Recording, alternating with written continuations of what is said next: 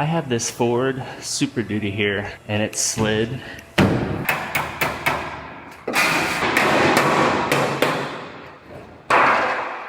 I have this Ford Super Duty here. I have the bed sitting back here, and this one got damaged. They had something heavy in the bed of the truck, and it slid and crushed this front panel. It was a lot worse. I tried the other day to see how easily it would move. This is an aluminum bed though, and you could see it just started splitting wide open. And this is all still pushed in all across the bottom. So this is actually gonna get a new front panel, which is what I have right here.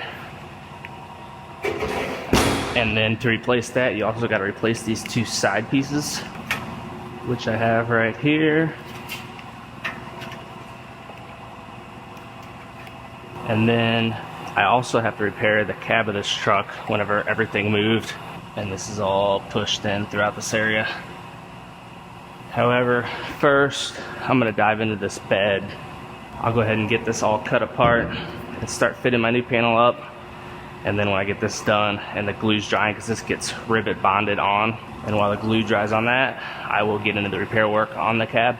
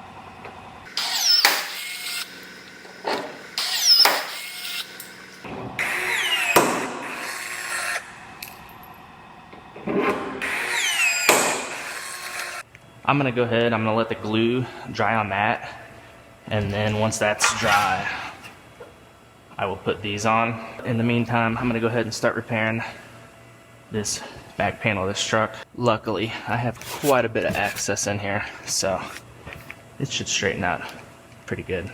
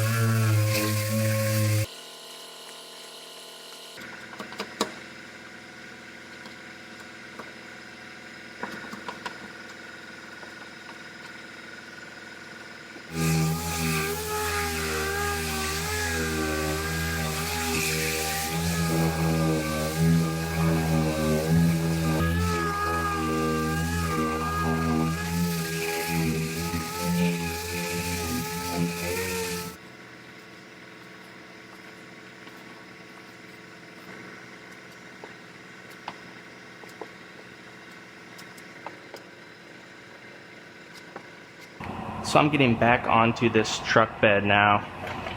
I have these side pieces I have to rivet bond on. Unfortunately, I made a small mistake. There's 4 rivets, 1, 2, 3, 4, that actually are supposed to go through this panel too.